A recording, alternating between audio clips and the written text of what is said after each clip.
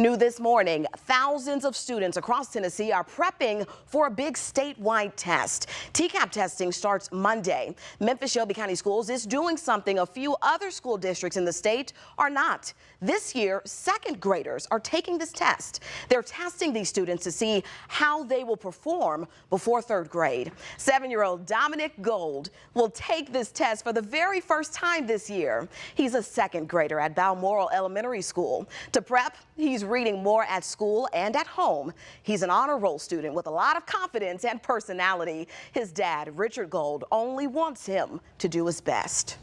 I'm feeling so confident about the test. When I'm on the test, I'm gonna get myself ready, pencil in my hand, sharpen it, make sure I have at least 5 pencils. We try to just tell him that, these tests are to measure where he's at, not to say, this is who you are.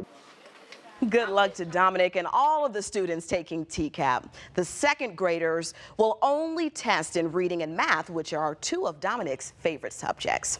The district has hundreds of new test takers just like Dominic, but the spotlight really is still on the third graders again this year, who must pass the reading portion of this test.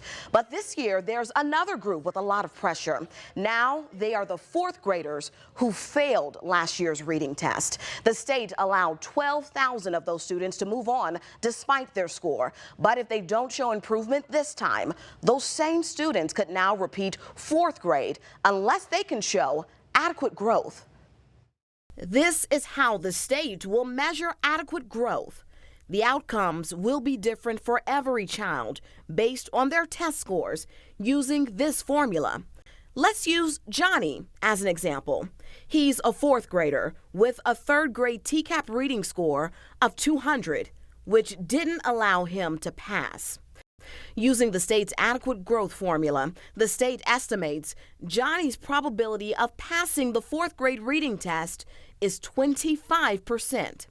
Let's plug in the numbers to their formula. It's 50% proficiency cut minus 25% ELA probability divided by 8, which is the number of years Johnny has to take the TCAP test.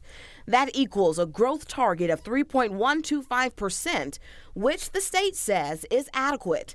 Next, add that to Johnny's projected passing probability, which equals 28.1%. That is Johnny's adequate growth metric. So, in order to pass 4th grade, Johnny must score 28% higher than his 3rd grade score. Remember, Johnny scored 200 in 3rd grade. This year, he needs to score at least 256. Now that's a lot of numbers, right? And it's another big change this year. We've learned that several parents are confused and even concerned about what this could mean for their kids. Pepper Baker will have their perspective tonight on the news at 10.